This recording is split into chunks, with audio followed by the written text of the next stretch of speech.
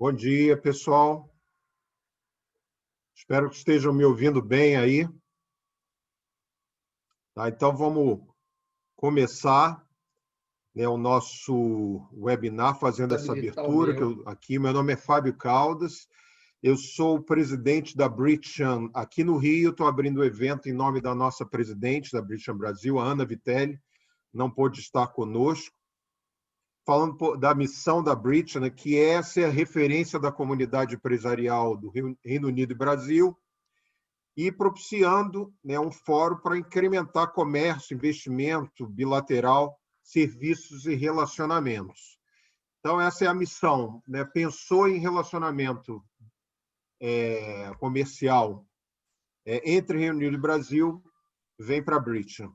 Nós estamos presentes no Rio de Janeiro, São Paulo, Paraná e Minas Gerais.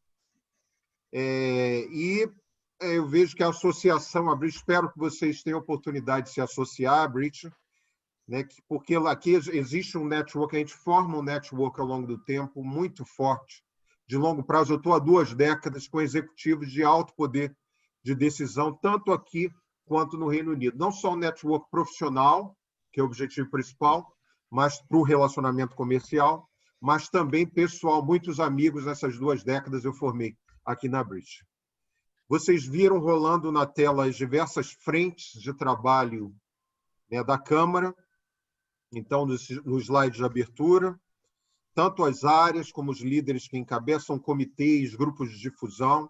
E para saber mais sobre cada um, faz uma visita, pessoal, lá no site da Câmara Britânica, www.bridgestone.com.br. Eu vou agora para os agradecimentos, além da nossa presidente, né, da Ana Vitelli, aos associados mantenedores da Bridgestone. Vocês viram as marcas divulgadas, né, no site de abertura. Muito obrigado. Ao Fabrício Soares, que é o gerente executivo da Bridgestone, e o time dele. Ao Bruno Marcondes, que é o meu vice-presidente aqui da Bridgestone Rio. Ao Carlos Peixoto, vocês estão vendo essa figura altamente simpática, muito querida, né, por mim, né, que é o presidente do Comitê de Óleo e Gás. Ele é uma pipoca elétrica, não para, muito ativo, e fez parte do comitê organizador desse webinar e vai ser o nosso moderador aí. Ao Vlamir Martins, que é o vice-presidente do comitê do Peixoto, né, que faz parte também do comitê organizador deste webinar. Meus agradecimentos e, logicamente, não vou esquecer um negócio desse, aos nossos ilustres convidados, que são Renato Cordeiro, né, que é o gerente do setor de energia do governo britânico no Brasil. Renato, prazer estar aqui mais uma vez com você, conheço de longa data, nos damos bem de longa data, e é também o Renato, o meu vice-presidente lá do Comitê de Energia Elétrica e Renováveis. E a Maria Lucchesi, que é a head do UK Export Finance no Brasil. Também conheço a Maria, né, dos eventos do consulado, do governo britânico. Também a Maria, talvez ela não recorde de mim, mas eu conheço a Maria. Então, vou passar a palavra agora ao Peixoto, está aí com esse sorriso aí, nessa manhã de quarta-feira. Peixoto, com você. Vai em frente. Muito bom dia, meu nome é Carlos Peixoto, eu estou como head do Comitê de Óleo e Gás da Câmara Britânica. Fábio, muito obrigado. Obrigado a todos, obrigado aos participantes, aqueles que estão nos assistindo aqui, não somente pela plataforma Zoom, mas também pelo canal do YouTube. Eu quero agradecer aos patrocinadores, evidentemente, aos nossos associados, e agradecer ao Renato Cordeiro e a Maria Lucchesi pela gentileza de nos brindar com mais esse webinar aqui da Câmara. Nós nos propomos a apresentar conteúdos de qualidade e temos tido muito sucesso nos nossos webinários. E não queria deixar de agradecer também ao Fabrício Soares, que é o gerente da Câmara, que fica em São Paulo e está aí pilotando o nosso sistema e que não vai nos deixar cair. Eu queria explicar como é que vai funcionar o nosso webinar. Nós vamos ter uma apresentação do Renato, uma apresentação da Maria. As perguntas serão feitas através do Q&A. Aqui na parte inferior da tela do Zoom, nós temos uma área de Q&A, as perguntas serão feitas por aí. Nós, como não poderia deixar de ser, nós vamos privilegiar as perguntas dos nossos associados. Vamos pedir que as pessoas, por favor, se identifiquem, digam o seu nome e de onde vem e façam a sua pergunta. As apresentações serão feitas e o Q&A será ao final, né? Eu vou inicialmente apresentar o Renato, que não precisaria de apresentação, mas essa é uma forma usual de proceder nesses eventos. O Renato Cordeiro lidera o setor de energia do Departamento de International Trade no Brasil. Atua no Consulado Britânico do Rio de Janeiro desde 2007. É jornalista especializado em energia, tendo trabalhado nos principais grupos de mídia, como Jornal do Brasil, Globo, Editora Brasil Energia, etc. Ele é graduado em Comunicação Social, tem pós-graduação em Óleo e Gás na Universidade Federal do Rio de Janeiro e Relações Internacionais pela PUC, e atualmente lidera o projeto do DIT para apoiar o desenvolvimento do setor de geração eólica offshore no Brasil. Esse é um evento patrocinado, é um evento da Câmara, patrocinado pelos comitês de óleo e gás e de energia e renováveis. E nós não poderíamos ter uma melhor assistência. E Renato, eu vou passar para você, por favor, tome o controle e exponha a sua apresentação. Deixa eu tentar aqui. Vocês me confirmam primeiro se está ok na tela de vocês? Perfeito. Apresentação? Perfeito. Perfeito. Bom dia, Peixoto. Bom dia a todos. Obrigado pela oportunidade, obrigado pelo convite para falar com vocês sobre esse tema que é um tema, para mim, muito fascinante. Eu costumo brincar com meus colegas do consulado que esse projeto que a gente está desenvolvendo há 2 anos aqui no Brasil é como se fosse meu baby, porque a gente acompanhou desde a gestação.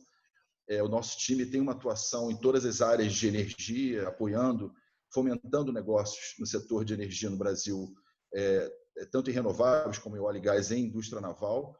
Mas esse é um setor que a gente, digamos assim, e vem acompanhando o desdobramento rápido desse trabalho de colaboração que a gente está se propondo a fazer entre o Reino Unido e o Brasil nessa área de eólica offshore. O Reino Unido é o líder global em eólica offshore, tem muita expertise, acumulou muita experiência, tanto em tecnologia, em desenvolvimento de regulação e política industrial para fomentar esse setor. Então, a gente acha que tem muito a contribuir com o Brasil nessa área. Eu queria primeiro fazer que, nesses 2 anos que eu venho desenvolvendo esse projeto, eu tenho conversado com muitas especialistas, muitas organizações, tanto no Reino Unido como no Brasil, mas eu não sou um expert em offshore wind. Tem muita informação a compartilhar com vocês, muita informação que eu acumulei nessas conversas, nessas reuniões, mas tem muita gente boa no Brasil que está estudando essa área. Então, gente técnica, muito gabaritada, em vários estados brasileiros. Eu destaco aqui o pessoal da EPE, liderado pelo Barral, e particularmente a Mariana Spesse, que foi digamos assim, a líder de um roadmap que o EPE concluiu no final do ano passado, definindo algumas diretrizes de potencial de eólica offshore no Brasil. É um trabalho bem interessante, está disponibilizado no site da EPE. Tem o pessoal da COP do Rio de Janeiro, que também está estudando. Tem o pessoal do Rio Grande do Norte, da Universidade Federal do Rio Grande do Norte. Tem o pessoal da Petrobras, que vinha desenvolvendo um piloto de eólica offshore para um campo no Nordeste do Brasil. Enfim, tem muita gente boa no Brasil já estudando, surpreendentemente. Em tão pouco tempo, a gente já vem aí vendo um conhecimento rápido de especialistas nesse setor. Antes de começar a entrar no tema, eu queria falar um pouco do que é o meu departamento, né? Eu trabalho para o DIT, que é o Departamento de Comércio Exterior do Reino Unido, do governo britânico. A sede do nosso departamento, a gente tem times espalhados pelo mundo inteiro, pelas embaixadas e consulados, e o objetivo é exatamente aproximar as empresas britânicas das empresas locais. Então, essa rede se associa a governos locais, a associações empresariais e as empresas, né, tentando identificar áreas em que o Reino Unido pode fomentar os seus negócios particularmente no meu setor, na área de energia.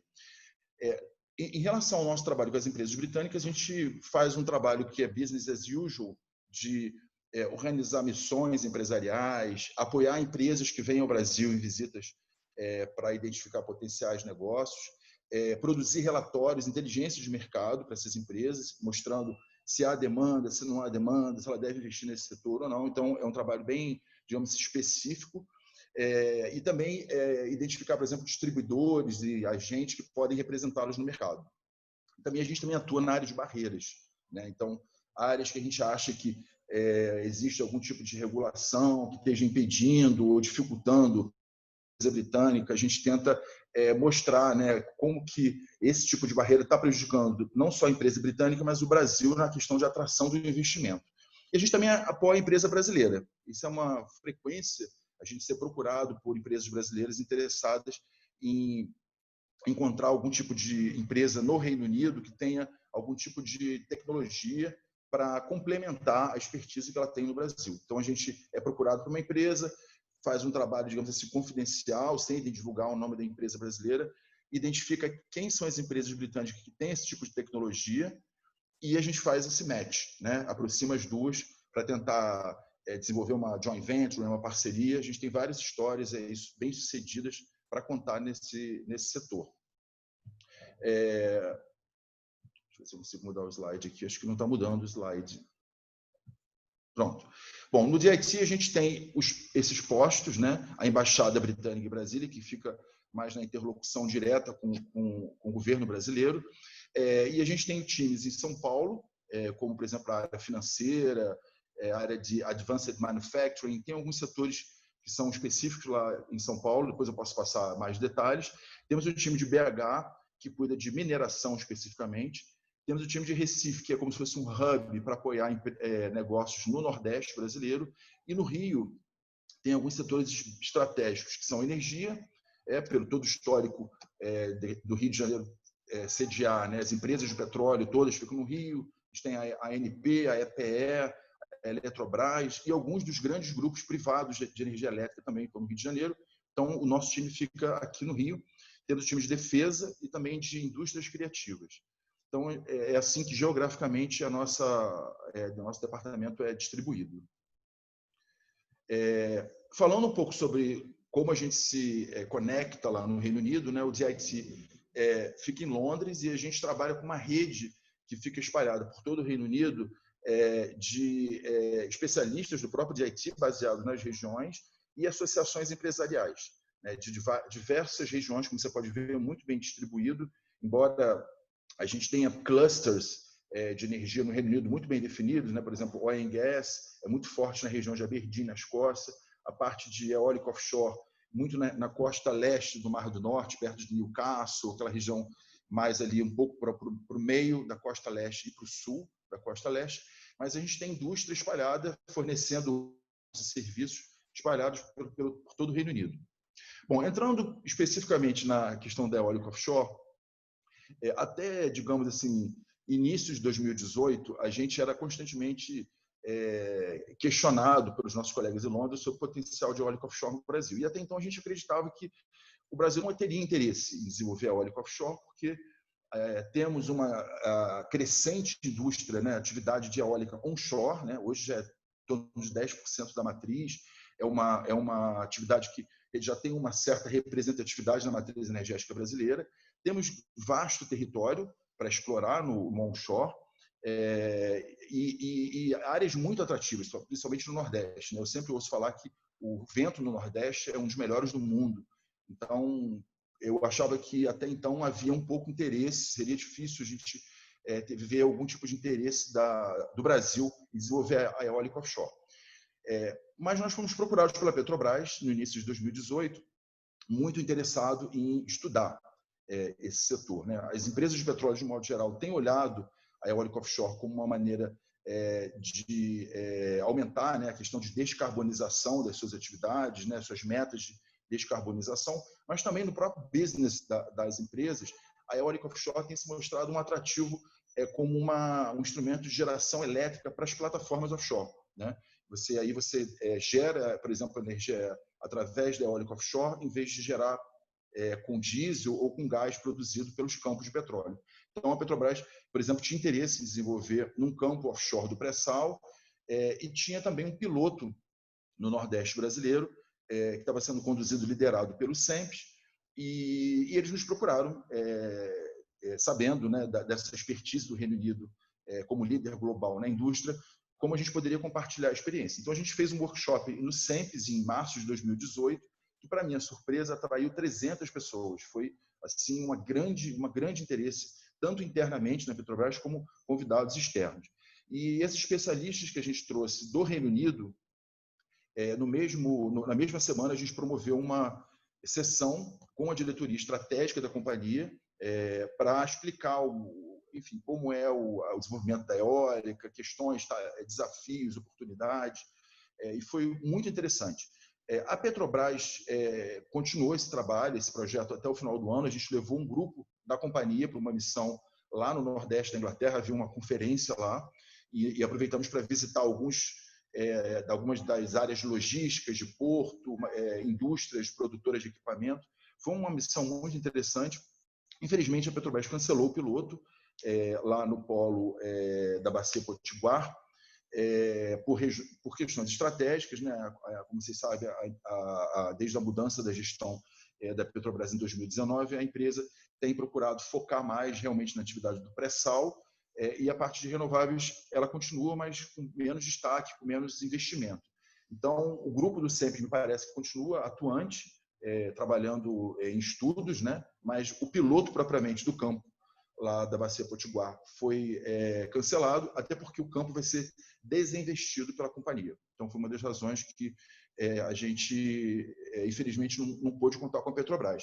Mas a gente, conversando com a Petrobras, começamos a entender que não havia só a Petrobras interessada, né? Já havia, inclusive, no IBAMA, um pedido de licenciamento protocolado já para uma empresa, um projeto chamado Asa Branca, que, digamos, é o pioneiro no Brasil, né, em eólica offshore.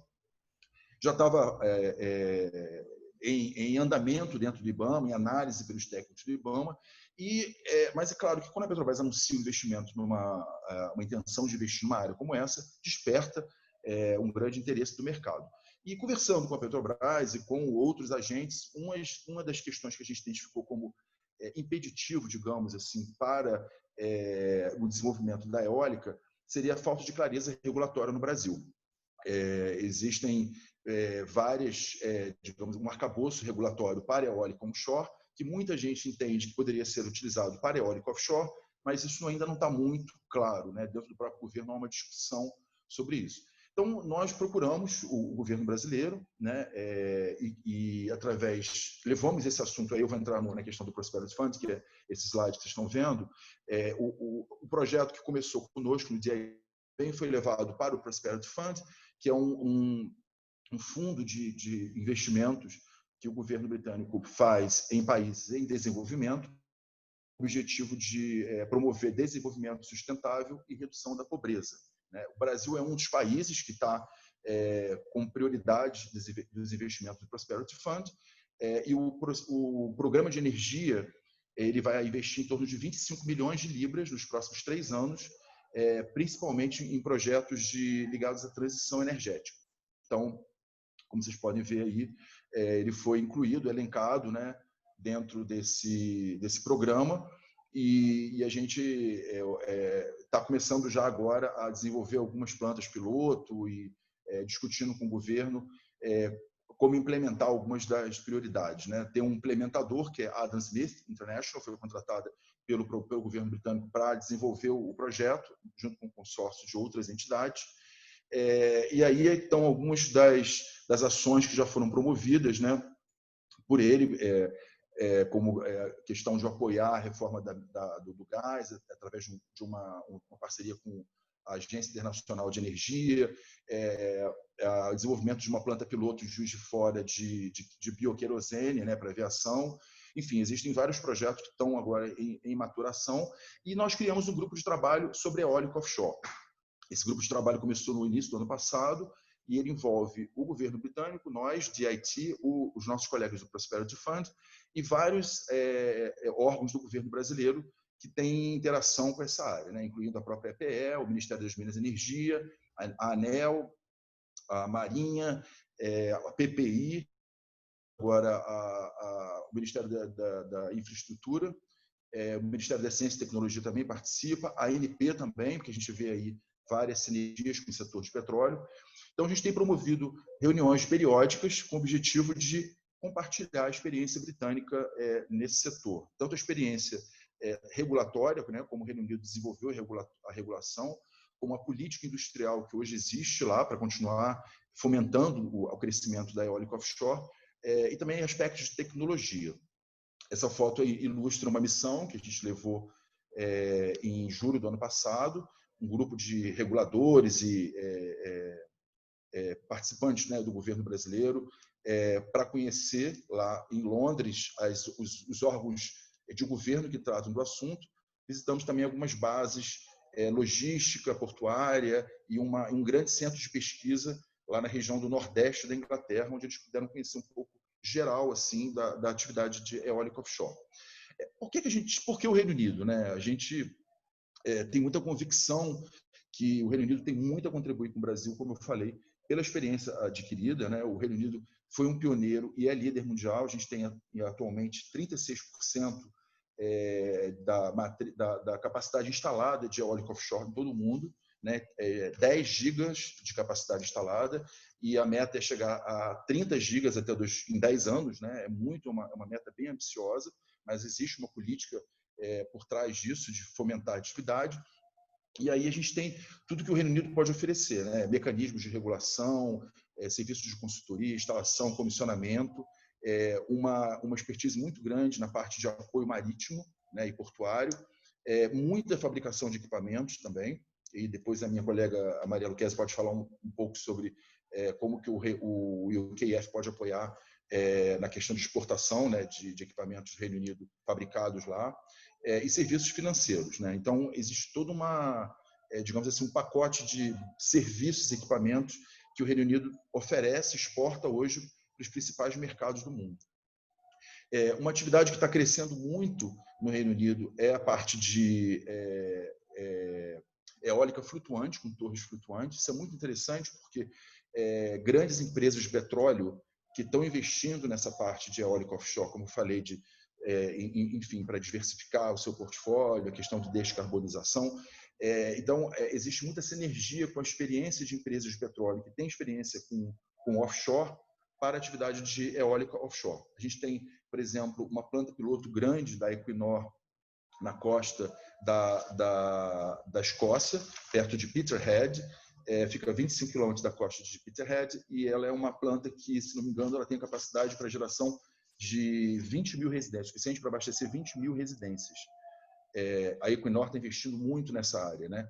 A Total também adquiriu e anunciou esse ano, em março, uma planta com torres flutuantes também no país de Gales, e esse ano anunciou uma outra planta grande também na Escócia. Então, existem várias empresas de petróleo investindo nessa linha de torres flutuantes, em que você pode avançar um pouco mais para águas mais profundas, né? Porque todo o desenvolvimento da eólica offshore no Reino Unido se desenvolveu em águas rasas. O Reino Unido tem essa vantagem geográfica, digamos, né? O Mar do Norte ele é água rasa e muitos quilômetros de distância, então você tem plantas de eólica offshore que não são visíveis da costa, mas que são em torres fixas, porque a lâmina d'água é muito baixa. Isso foi realmente uma competitividade, digamos assim, natural da geografia, né, das condições naturais do Mar do Norte. Mas na medida em que as plantas estão avançando mais a águas mais profundas, essa solução de plantas de torres flutuantes é muito interessante, inclusive para o Brasil. Né? Mais uma vez, né, explicando, né, a liderança do Reino Unido, hoje 10% da eletricidade britânica vem de eólica offshore, são 4,5 milhões de residências abastecidas com energia elétrica por eólica offshore. O custo da tecnologia vem caindo, né, desde 2015, por questões tecnológicas, por escala. Então, ele está muito mais competitivo hoje, inclusive em relação ao gás e à energia nuclear. Aqui a gente tem alguns números de investimento, né, previsto até o ano que vem, de 24 bilhões de dólares lá no Reino Unido. Tem vários projetos em andamento. Então, digamos assim, o Reino Unido realmente é um líder global nessa área e tem muito a contribuir com o Brasil.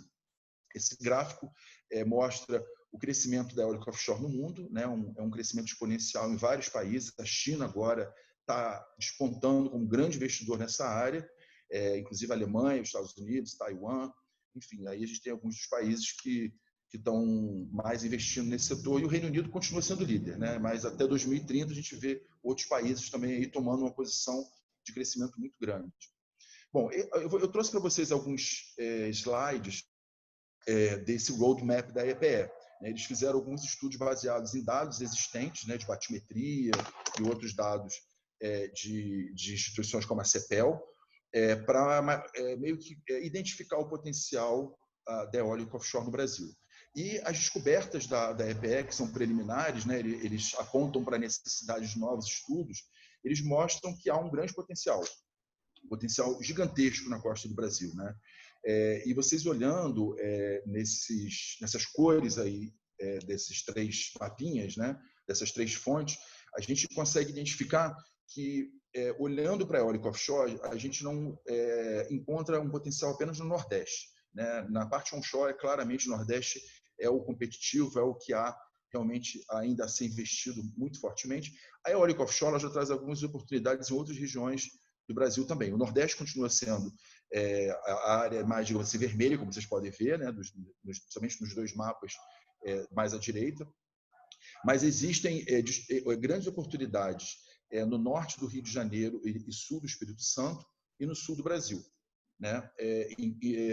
Na parte de Rio de Janeiro, Espírito Santo e do sul do Brasil, a gente encontra oportunidades de vantagens competitivas que seriam, digamos, inferiores na parte de potencial de geração do vento, que no Nordeste é melhor, mas, em compensação, nessas regiões mais ao sul, a gente tem a proximidade da carga, né, que traz aí uma vantagem competitiva com custos de transmissão, facilidades de logística já existentes e sinergias com o setor de petróleo, particularmente lá na Bacia de Campos.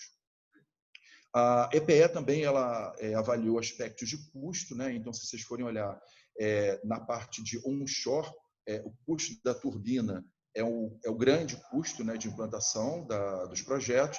Já na parte offshore, esse custo é um pouco mais distribuído, com fundações, a instalação propriamente, a conexão com grid. Então, já é um pouco mais complexo, né? A natureza do negócio é bem diferente. A EPE, no estudo dela, ela aponta para algumas perguntas, né? Alguns questionamentos, quais seriam os próximos passos, né? A EPE propriamente diz que estamos começando a discutir esse assunto, né? Então, algumas das perguntas que se faz se são necessários investimentos em infraestrutura ou se o que já existe no Brasil hoje ele é suficiente, se é necessário estrutural na rede para receber essa nova fonte energética, né? Se é necessário um plano específico a nível nacional de projetos offshore.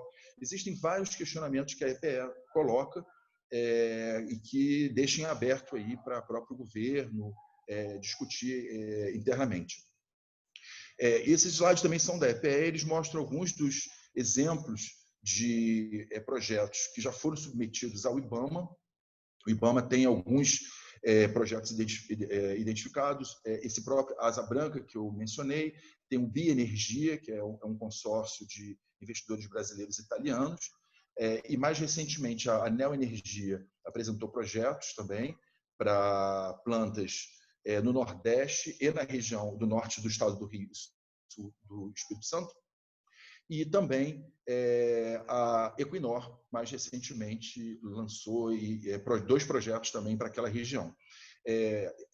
Nós, DIT e o UKF, minha colega Maria Angélica Luquezzi, já estamos em conversas com esses potenciais e para oferecer o apoio do UKF nas linhas de garantias e financiamento do UKF para os projetos. Aí, mais para frente, a Maria Luquezzi vai dar mais detalhes de como é que se dá esse tipo de apoio, né? É interessante, eu trouxe esse slide de um relatório da Global Wind Energy Council, não sei se é a grande entidade, né, do setor de eólica no mundo, e ela já coloca o Brasil junto com o Vietnã, Índia e Austrália, como os mercados emergentes no mundo, né, que estão aí realmente em ebulição, esse setor.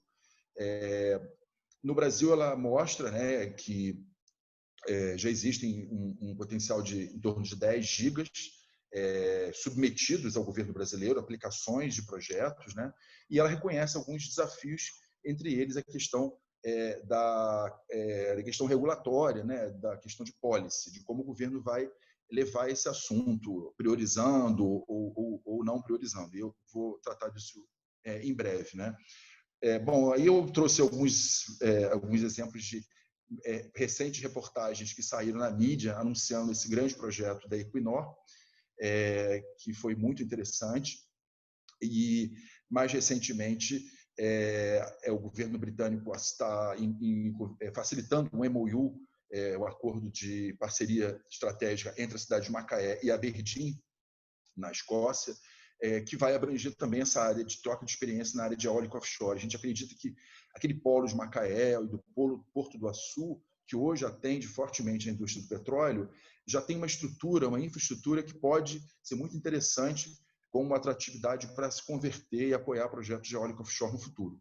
Ainda não conversei com a Equinor, o que levou a Equinor a investir nesse setor. A gente está em vias de conversar com eles, mas eu imagino que tudo isso tenha sido levado em consideração, não só também esse potencial de vento da região que a EPE bem levantou.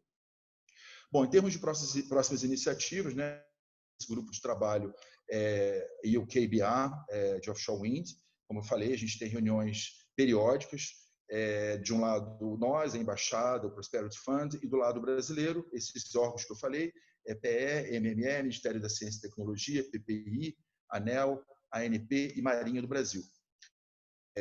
Vamos apoiar uma conferência que vai ser virtual esse ano, aquela conferência que a gente levou a Petrobras em 2018, um grupo de reguladores brasileiros para participar dessa conferência virtualmente. Em março do ano que vem, vamos promover o nosso evento, grande evento que o governo britânico promove todos os anos aqui no Brasil. No ano passado foi no Copacabana Palace. Ano que vem vai ser no Copacabana Palace de novo, mas a gente ainda está incerto de como vai ser esse formato. Possivelmente vai ser um evento de pequeno porte presencial, gerado lá do Copacabana Palace, mas transmitido online pelas dificuldades de Covid que todos nós sabemos aí, e de aglomeração e da gente poder receber os nossos colegas do Reino Unido. E estamos trabalhando com nossos colegas em Londres em algum tipo de agenda, especificamente nessa área de eólica offshore para a COP26 em Glasgow, no ano que vem. Em termos de perspectiva, né, isso aí também é um relatório da GIEC, desse Conselho Global de Energia Eólica Offshore. Eles mostram que o crescimento é sustentável. A Covid não traz nenhum impacto significativo para a atividade, porque, assim como no setor de petróleo e gás, a eólica offshore é uma atividade de longo prazo, são grandes investimentos, então são cenários de longo prazo que a gente acredita que a Covid, a gente espera que a Covid gere um impacto na demanda energética no prazo, né? Então, a gente não vê nenhum impacto, digamos assim, nos planos das empresas em investir nessa área, né? A GIEC também ela mostra que essa questão da eólica flutuante é uma tônica forte, vai continuar sendo muito explorada pelas empresas, principalmente as empresas de petróleo.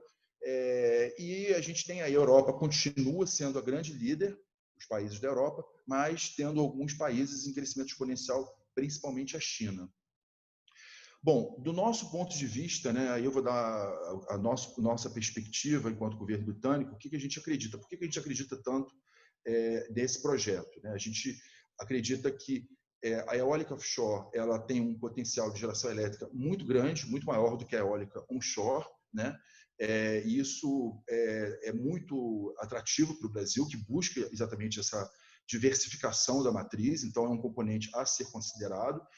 A gente sabe que o PDE já inclui a eólica offshore como uma fonte possível, né? Mas ainda não estabelece nenhum tipo de meta, mas tanto o PDE quanto o plano, digamos, mais de longo prazo do Ministério das Minas e Energia também inclui a fonte como uma possível fonte a ser incorporada na matriz brasileira. né? Uma outra grande vantagem da eólica offshore é a proximidade de carga, como eu falei, né? A gente pode ter torres, plantas grandes, parques eólicos no Rio de Janeiro, no sul do Brasil, não só no Nordeste. O Nordeste é um setor que a gente aposta muito, né, pelo grande potencial de vento, mas a gente vê outras oportunidades em áreas de maior demanda de energia elétrica. Então, isso é uma vantagem competitiva. Sinergias com o setor de petróleo, né? Isso acontece muito no Reino Unido. Se a gente visitar lá em Newcastle, aquela região do Nordeste da Inglaterra, muitas empresas que eram fornecedoras de petróleo estão se convertendo, buscando a capacidade, principalmente na questão de águas profundas, né? Na questão de torres, cabos para transmissão, subsea. Enfim, existe toda uma expertise de petróleo que você pode passar para a parte eólica. Atração de investimentos, a gente acha que o Brasil tem um grande potencial de atrair players, né? A Equinor aí já é um grande exemplo, a Neoenergia, pertence ao grupo Iberdrola espanhol. Então, o Brasil está no radar desses grandes investidores, é uma oportunidade que eu acho que a gente deve aproveitar. Desenvolvimento regional, né? O nosso embaixador, o Vijay Vangarajá, visitou o Rio Grande do Norte, teve a oportunidade de conhecer, e ele, na visita ao governador, à governadora local e com os agentes, também reiterou o apoio do Reino Unido. E a gente, como eu citei agora, está fazendo esse acordo de parceria com o Macaé e Aberdeen, que envolve também troca de experiências nessas áreas não só de petróleo, mas na área de eólica offshore. Bom, desafios, né? A gente vê a questão da regulação no Brasil ainda como um ponto ainda de incerteza. As empresas elas estão direcionando os pedidos de licenciamento ambiental primeiro para o IBAMA, que, digamos, seria a área mais sensível, né, a questão ambiental. Então, a primeira porta que as empresas estão entrando com as aplicações, os pedidos de licenciamento, são para o IBAMA, mas depois uma vez que essas licenças são concedidas, ainda não existe, digamos assim, uma porta única no governo brasileiro para receber esses projetos. Ainda as entidades estão dispersas, né? E ainda não há uma clareza muito grande sobre uma necessidade de uma lei para regular melhor essa questão da atividade eólica offshore. Como seria a questão, por exemplo, da concessão das áreas? Seria uma concessão através de leilões das áreas, digamos, offshore, né? O governo faria leilões, porque o mar territorial brasileiro, né, pertence à União. A SPU, a princípio, seria a dona, a gestora desses ativos. Então, seria através de um leilão para oferecer esses blocos, ou seria através de uma autorização? Uma empresa entra com pedido de autorização e ele é concedido pela SPU. Então, são perguntas que ainda estão sendo discutidas internamente do governo, né? Eu acredito que, em algum momento, isso vai chegar no nível, digamos assim, de prioridade do governo, e isso vai ser, digamos assim, mais acelerado. A competitividade do setor de eólica offshore é outro desafio, né? A gente sabe que o Brasil hoje busca uma reforma do setor elétrico baseada na competitividade das fontes, né? Não, a gente está buscando um modelo vai mais haver subsídio, as empresas vão competir entre elas, e nesse cenário que a gente tem hoje, a eólica offshore ela dificilmente seria competitiva com a eólica onshore, com a solar ou com qualquer outro tipo de fonte, né? Se você fizer um leilão que não seja dedicado à eólica offshore, que seja um indutor para o nascimento dessa atividade, seria muito difícil a eólica offshore vencer um leilão e entregar no mercado regulado, né? Então, a gente imagina que, como, digamos assim, uma faísca para o crescimento, o nascimento desse setor, talvez seria interessante ter um leilão dedicado para que a gente tenha os projetos, a gente comece a gerar uma energia, a princípio, mais cara, mas, com o tempo, com os ganhos de escala, e com ganhos de tecnologia, ganhos de competitividade, como aconteceu com as outras fontes, né? Todas as renováveis começaram mais caras e, com o tempo, elas foram caindo de preço. E o que a gente ganha com isso, né? O país, a princípio, pagaria uma energia mais cara, mas teria, por um outro lado, um desenvolvimento maior, uma atração de investimento, novos portos, novos estaleiros para atender a montagem, né? Toda a estrutura. Então, existiria um ganho muito grande na atividade econômica que poderia compensar. Então, isso é uma discussão que cabe ao governo brasileiro fazer, e eu acho que já está sendo feito, né? Então, basicamente, era essa discussão que eu queria trazer para vocês, e estou aberto, mais uma vez, a colaborar com todos e responder perguntas, apresentar a vocês toda a rede de contatos que nós desenvolvemos nesse setor. Como eu falei, nós, do governo britânico no Brasil, estamos fazendo um papel de facilitador, uma ponte, né, para construir essas parcerias, esses negócios entre os dois países, e eu tenho o maior prazer em colaborar, tenho um grande orgulho. Eu acho que a gente está fazendo história. Eu vejo daqui a 10 anos, se a gente tiver uma atividade de eólica offshore realmente começando no Brasil, vou me sentir como um grãozinho de areia que entrou e participou nesse processo. Vou ficar muito orgulhoso de ter contribuído. Então, agradeço mais uma vez, Peixoto, e devolvo para você a palavra. Renato, que beleza de apresentação. Muito obrigado. Grãozão, grãozão, porque é desbravar terras novas, quer dizer, na verdade, mares novos, né? Muito obrigado pela clareza, não foi um eagle view, você entrou até em detalhes. Você foi bastante, cobriu bastante o que nós esperávamos. Eu não vou demorar muito, vou passar para a Maria Lucchesi. Vou colocar, Maria, como combinamos, a sua apresentação aqui, dado aquele inconveniente que você teve aí na exposição. Vou colocar a sua apresentação aqui e vou fazer a sua introdução. Já estão todos vendo a sua apresentação. Você está vendo a sua apresentação, né, Maria? E você vai me guiando aí em termos de passar. A Maria Angélica Oliveira Lucchesi, a quem eu agradeço, a quem a Câmara agradece pela sua disponibilidade em nos dedicar esse tempo. Atualmente diretora no Brasil do UK Export Finance, possui graduação em Economia, Universidade do Estado do Rio de Janeiro, mestrado em Gestão com ênfase em Finanças pela PUC, doutorado em Gestão com ênfase em Inovação pela Universidade de São Paulo, pela USP. Trabalhou recentemente na Agência de Inovação da USP, na área de internacionalização de startups e projetos de inovação. Atualmente, Maria trabalha para o grupo Malbisa e foi responsável por analisar os investimentos do grupo em novos empreendimentos. Ocupou diversos cargos na área financeira da Embratel, a maior empresa brasileira de telecom, com foco no financiamento de projetos de investimento em parceria com organizações internacionais, bem como outras atividades financeiras em gestão de tesouraria, investimentos, riscos, derivativos e seguros. Vou passar para você a palavra e vamos nos deliciar com o complemento da apresentação nesse webinar. Por favor, Maria, muito obrigado. Muito obrigada, bom dia a todos. Agradeço aos organizadores do evento o convite feito a mim para fazer essa apresentação. Eu costumo fazer muitas apresentações sobre o UK Export Finance, mas hoje para mim é um grato prazer justamente para falarmos dessa agenda de offshore wind. Então vamos passar para o próximo slide que eu vou explicar como o UKEF trabalha. O UK Export Finance é o que nós chamamos de uma Export Credit Agency. Então nós vamos sempre apoiar as exportações britânicas por meio de garantias aos financiamentos dos projetos. Existimos há mais de 100 anos, somos a agência mais antiga em comparação com a dos outros países.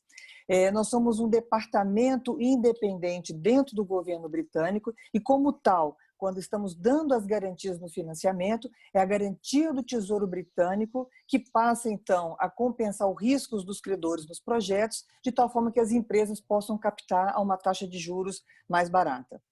Nós temos dois caminhos de atuação, um apoiando os exportadores britânicos, através de garantias, de apoios e de capital de giro, mas também apoiamos as empresas internacionais que importam bens e soluções do Reino Unido. E, recentemente, nós somos nomeados como a melhor Export Credit Agencies por duas entidades importantes desse setor. Muito obrigada. Próximo slide.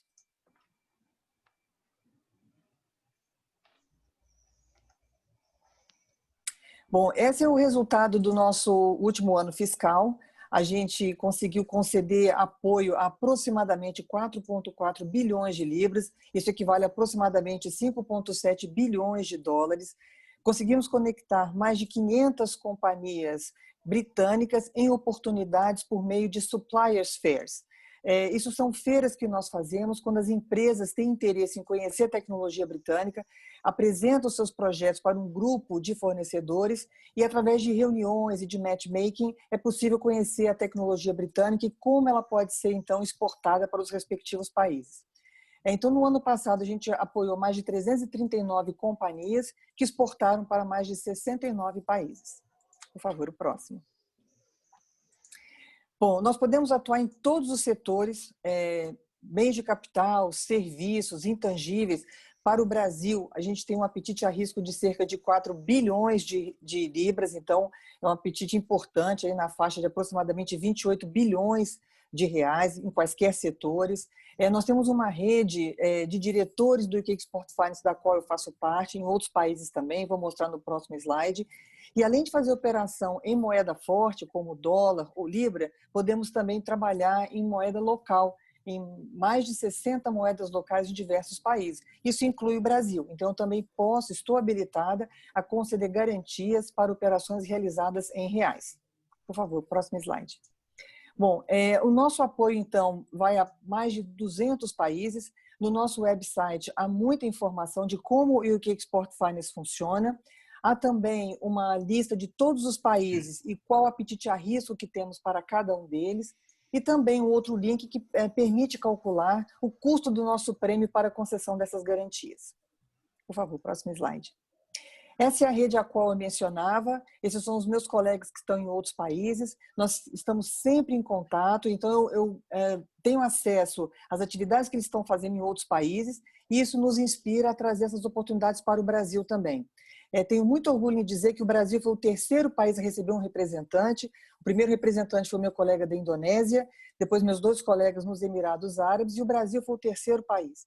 Então, hoje somos uma rede de 10 diretores fora do Reino Unido, e essa rede será, então, duplicada para que tenhamos aproximadamente 20 profissionais representando o UK Export Finance Overseas. Por favor, próximo slide. Esse slide aqui eu circunscrevi a nossa região, Latin America e Caribbean. Então, eu sou responsável aqui pelo Brasil e também Cone Sul. Então, eu vou pegar países como Argentina, Paraguai, Uruguai e Chile. Meu colega do México, responsável pelo México e os países do Caribe. E o meu colega da Colômbia, que pega a Colômbia e os países vizinhos. Por favor, próximo slide. Bom, aqui os nossos produtos, como eu expliquei anteriormente, temos os 2 lados, né? O lado da esquerda, para apoiar overseas buyers, ou seja, aqueles que estão importando do Reino Unido, e do lado direito, propriamente, os exportadores britânicos. Do lado das empresas que importam do Reino Unido, elas podem ter as nossas garantias nos seus financiamentos, e ao obter a nossa garantia, ela vai então obter uma taxa de juros mais baixa perante os bancos. Nós trabalhamos na maioria dos casos concedendo garantias, e temos agora uma exceção em que o UKF pode emprestar diretamente, como está escrito aí no slide, Direct Lending. E somente podemos conceder Direct Lending para projetos de energia renovável. Então, isso é aplicável para os nossos projetos aqui de energia eólica offshore que estamos discutindo. Então, é uma exceção que o UK Export Finance faz, em razão de trabalhar tradicionalmente com garantias, mas o Direct Lending pode ser aplicado, então, para projetos de energia renovável. Do lado dos exportadores britânicos, então, apoio para capital de giro, para que eles possam exportar mais, garantias de não pagamento dos seus compradores internacionais, cobertura de risco político para alguns países onde há um risco mais expressivo se esse exportador britânico for atuar lá. Então, eu aqui do Brasil e meus colegas nos outros países atuamos mais do lado dos importadores britânicos, que importam produtos do Reino Unido. E meus colegas que ficam em Londres apoiam mais os exportadores britânicos. Por favor, próximo slide. Bom, quando estamos apoiando os importadores, a gente pode conceder direct loans, que são os empréstimos diretos para o setor de renovável, e também até 100% de garantia incondicional. Há outras Export Credit Agencies que limitam essas garantias a 90%, 95%, e no caso do UK Export Finance, ela é uma garantia ampla. de 100%. Isso é muito interessante para os bancos, que veem que o risco ao financiar é totalmente do Tesouro Britânico. Nós temos relações com os principais players globais na área de banking e de financial markets. Temos um preço competitivo, esse prêmio a risco que cobramos nas nossas operações estão alinhados com os riscos que os países representam perante a OCDE. Podemos conceder garantias para operações de financiamento cujos prazos de amortização são aproximadamente de 10 anos. Temos uma exceção para renováveis de aproximadamente 18 anos. Entretanto, é importante explicar que esse período de amortização ele é aplicável depois que houve a construção do projeto. Então, se a construção do projeto demora, por exemplo, 2 anos para ele entrar em total operação, a amortização do financiamento começa somente após a conclusão do projeto operacional e físico. Como eu disse anteriormente, posso conceder garantias para financiamento em aproximadamente 60 moedas. Podemos conceder as garantias de até 85% dos contratos britânicos que hajam nos projetos. E exigimos um mínimo de 20% de conteúdo britânico nesses projetos. É claro que eu e os meus colegas do Departamento de Comércio Internacional do Reino Unido desejamos sempre que haja um conteúdo maior do Reino Unido, dada a excelência e a expertise que temos nos diversos setores, e notadamente no setor de energia eólica offshore. Mas com o mínimo de 20%, é possível, então, que o nosso projeto receba, então, a garantia do UK Export Finance. Por favor, o próximo slide. Bom, aqui são os tipos de operações que podemos fazer. Essa é a razão do meu papel aqui no Brasil, de originação de uma operação de financiamento. Então, ao conversar com as companhias, eu tento entender qual é a melhor forma de tomada de recursos para essa empresa. Se é um empréstimo direto via um banco, se é uma operação via BNDES, se é uma operação de mercado de capitais local, uma operação de mercado de capitais internacional, se é uma PPP, enfim, diversas estruturas podem ser analisadas e podem ser consideradas para uma operação que receba uma garantia do UK Export Finance. Por favor, próximo slide. Bom, os nossos critérios de elegibilidade, evidentemente, vamos exigir aí que todo o compliance com a parte de corrupção e também de atenção às questões de meio ambiente, de relações sociais e de direitos humanos. Vamos estabelecer que esse mínimo de conteúdo britânico de 20% possa ser considerado em diversas frentes no projeto, incluindo inclusive serviços e aquisição de tecnologias. Os bancos que trabalham conosco devem ser bancos aceitos no mercado financeiro, que tenham expertise em trabalhar com Export Credit Agencies. Também vamos respeitar todas as questões de sustentabilidade nos diversos projetos, dos diversos segmentos. E também está disponível no nosso website toda a nossa política de cobertura e de risco para cada país. Pois não, próximo slide. Aqui, então, o nosso conteúdo britânico, como eu disse anteriormente, pode ser de bens, de serviços e de intangíveis, especialmente na área de inovação e de atração de parcerias para o Brasil, especialmente na área de energia eólica. Próximo slide, por favor. Aqui a cadeia, que o Renato já explicou bastante, é o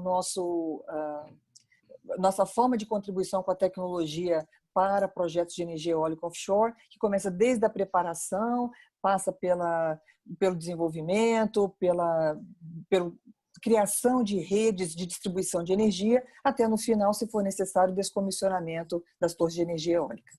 Próximo, por favor. Aqui apenas citando os 2 casos que fizemos em Taiwan. Este primeiro, ele foi premiado recentemente, uma operação que nós fizemos de $2 bilhões, onde o IQF apoiou com $300 milhões. Vocês podem ver no slide que eu participei em conjunto com outras Export Credit Agencies, com a da Bélgica, com a da Dinamarca e também da Coreia do Sul. Próximo slide, por favor. Esse também foi um segundo projeto, também em Taiwan, onde a gente participou com cerca de $300 milhões e, de novo, em conjunto com Export Credit Agencies de outros países. Próximo, por favor. Aqui, como eu dizia anteriormente, o nosso apoio para a energia eólica offshore se atém não só ao lado das companhias que estão importando do Reino Unido, como também as companhias britânicas que têm expertise nesse setor. Próximo, por favor. Aqui o nosso roadmap, como podemos fazer um application para que tenha o acesso às garantias do UK Export Finance. A gente explora as condições de financiamento, confirma-se então a elegibilidade dentro dos critérios do UK Export Finance, negociamos os termos, então a operação recebe a garantia do UK Export Finance e a empresa, então, pode obter taxa de juros mais baixas. Próximo, por favor. Bom, aqui fica o meu agradecimento a todos vocês, meu e-mail para qualquer contato posterior e, mais uma vez, agradeço pela oportunidade. Um abraço a todos. Ela, como prometido, cumpriu perfeitamente com o tempo. Muito obrigado, Maria. Olha, como nós somos a Câmara Britânica, o nosso costume é encerrar exatamente às 11 horas. Eu tenho uma vantagem de, como sou eu que estou moderando, a minha pergunta vai primeiro. Agora, nós temos aqui 5 perguntas, Renato, que valeria a pena a gente fazer um apanhado para evitar a gente ficar sem cobrir alguém. Tem a Fabrícia, do Felsberg Advogados, em termos de regulação, o TR, aberto para consulta e audiência do IBAMA, funcionaria como uma solução para fomentar os investimentos no setor? Pois temos o Maurício Hernandes, que disse, todos agradecendo muito bem a colocação de vocês dois, diz o seguinte: boas notícias essa perspectiva da eólica offshore no Brasil. Queria saber como tem evoluído a participação, parceria das universidades e a pesquisa na inserção da eólica offshore no Brasil, principalmente com esses projetos pioneiros. Haveria alguma parceria definida, um canal de contato universidade e investidores? O Richard Taylor, da TEC, também nos prestigiou aqui com a pergunta: parabéns pelas ótimas apresentações, Renato e Maria. A parceria estratégica entre Equinor e BP, anunciada na semana passada, deve fortalecer ainda mais o engajamento do Reino Unido nesse setor. Pensando daqui a 10 anos, onde você espera que a energia eólica offshore se encaixe na matriz brasileira de tecnologias para a geração de eletricidade, em termos de percentual de contribuição, custo eventual de megawatt-hora, etc. Depois o Barry também parabenizou pela apresentação e pede a cópia da apresentação. Queria informar a todos que nós estamos gravando no canal do YouTube e, obviamente, vamos distribuir esse webinar, vai ficar no site da Câmara Britânica, pode ser pegado lá no www.britsham.com.br. A Roberta Marques, da Subsea 7, também deu parabéns a todos e pediu, entendo que a cadeia de fornecimento de bens e serviços local tem um papel importante no desenvolvimento da eólica offshore no Brasil. Como podemos contribuir com as discussões do grupo de trabalho organizado pela Câmara? Eu vou abrir mão da minha pergunta, Renato, vou te mandar depois a você e a Maria as minhas perguntas e queria que vocês fizessem, nesses últimos 3 minutos, um fechamento adressando esses temas, obviamente. E muito obrigado a vocês, viu? Muito obrigado a vocês. Obrigado, Peixoto. Bom, rapidamente, não dá para falar muito, mas primeiro sobre a questão do IBAMA. Sim, o IBAMA fez um novo termo de referência.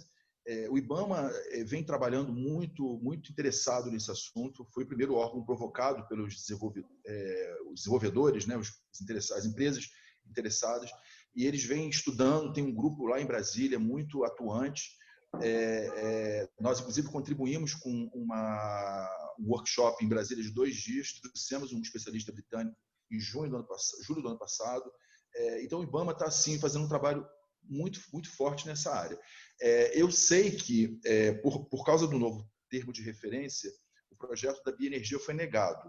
E eles estão refazendo, estão remodelando para submeter de novo ao IBAMA.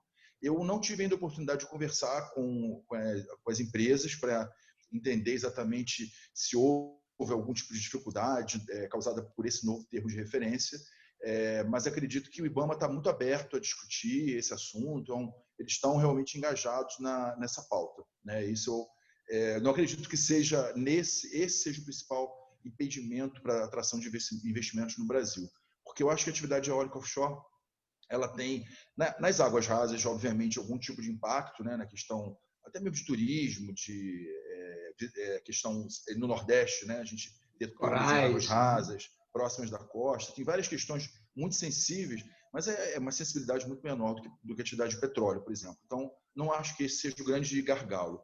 Sobre a universidade, a gente já vem conversando, né? Ano passado, nós apoiamos a COP num seminário sobre eólica offshore, contribuímos com palestrantes, temos conversado com eles e também com o pessoal da Universidade Federal do Rio Grande do Norte.